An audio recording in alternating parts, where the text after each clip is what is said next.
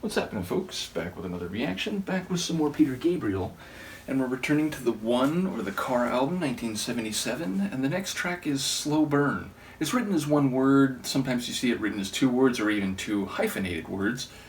Nevertheless, it's a term/phrase that relates to something developing gradually and eventually reaching a very hot temperature, and obviously those concepts are typically used figuratively. Now, of course, when you're cooking, you can slow burn something, but yes, when it comes to cultural motifs and narrative descriptions, it often relates to something which builds very gradually, and then by the end, it is very intense and powerful and hot, but something didn't just ignite quickly. It sort of got to that point through a gradual buildup. So in that regard, I have a general idea that it may relate to development on that speed or with that speed, but of course there's only that word, or in some cases two words, to work with, so I don't imagine, or I don't have any idea for how that may relate to a story in question.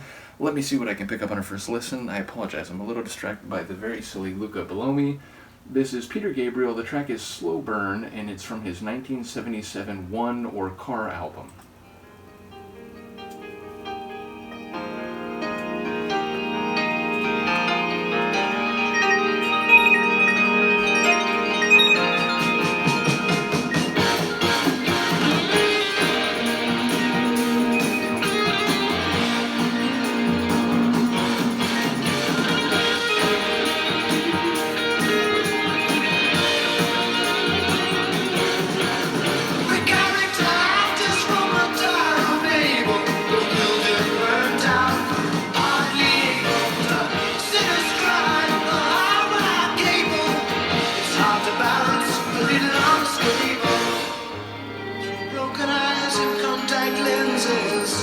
How much do you draw your future tenses?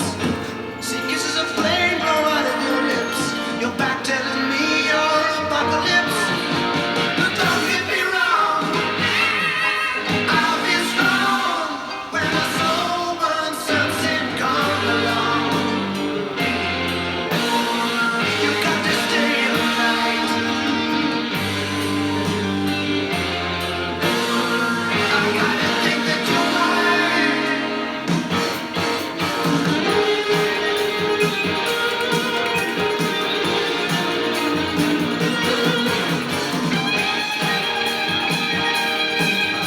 Cosmic guitar.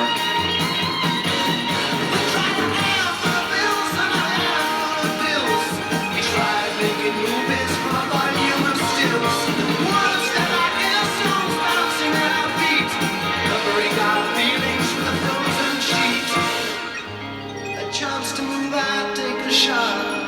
I get cold, you get hot. We look outside, lying awake. See birds breaking surface on a silent lake. Don't get me wrong, I'll be strong when I'm back on the island of Babylon. Don't get me wrong, I'll be strong when the slow burn sunset come along. You got to stay the night. I gotta think you're mine.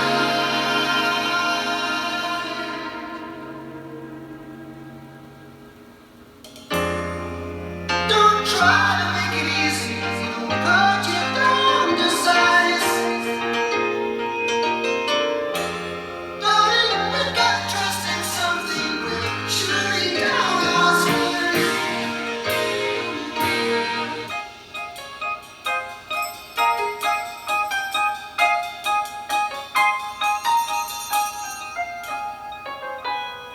Shooting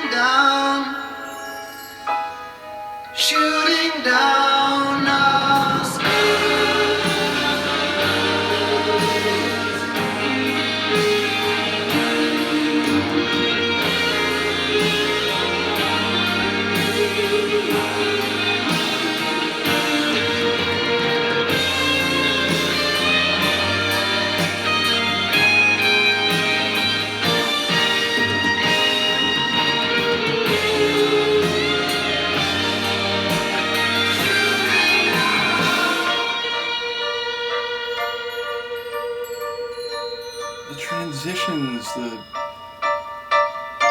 Atmosphere shifts.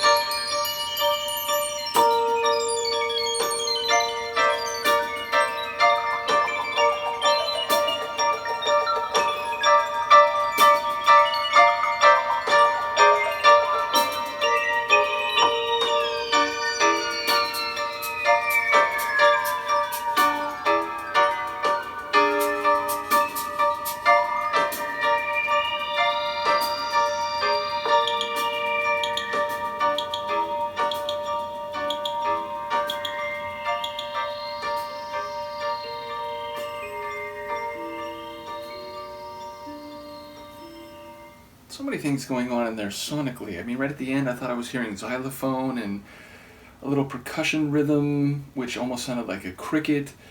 But along the way, we heard some electronic keyboard bits, but also what sounded like true piano. That obviously could still be a keyboard, but yeah, different flavors, cosmic guitar, sort of deep and groovy or bluesy guitar.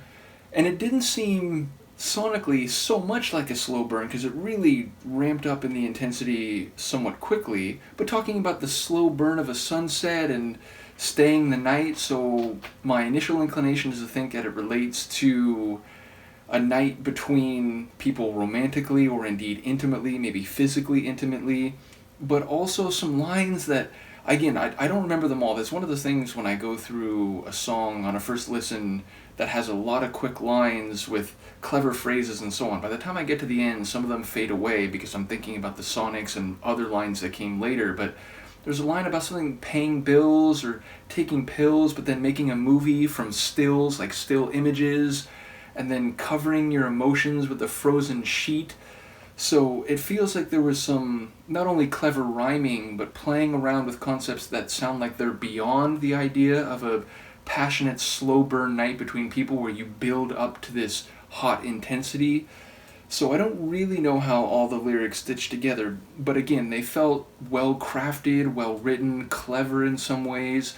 He's got a good voice. There was a moment where it sort of stripped down, and again, the sequencing, the chronology, the arrangement of the tune, how it would go big and heavy and powerful, and then get more minimal and quiet and just little dancing keyboard bits, and then re-exploding again. It was really well arranged.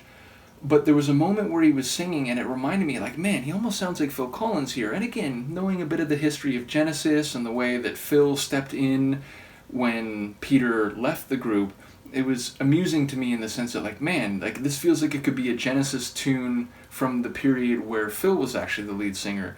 Nevertheless, I enjoy his vocal work, and indeed, in that moment, it felt like there were some effects, like it was sort of phasing or echoic when he was singing in a more isolated part of the track. But yeah, very compelling, very, I always hate saying very unique. It's a all or nothing quality, right? It means one of a kind, and you can't be sort of unique or a little bit unique, but sometimes in a colloquial sense I just invoke that, and here I will do the same, saying he seems very off in his own territory. And I remember a couple people commenting as I've started to go through this album that, you know, what a way to introduce yourself as a solo artist, that you're just doing something that's very off in its own territory, very dissimilar to what a lot of other artists or groups were doing at the time, and very creative and eccentric or idiosyncratic, shall we say. So another tune that I think very much conveys that atmosphere and the stylings of someone who's setting out to do something different. So shout out to Peter, shout out to Phil for sharing this material, as well as the others who've provided, like Han Solo provided the greatest hits compilation and so on. But yeah, enjoying this first album, which again, it amuses me that people weren't quite clear what to call it. Like, we just call it his first album, like One, or but there's a picture of a car, so maybe we'll call it Car.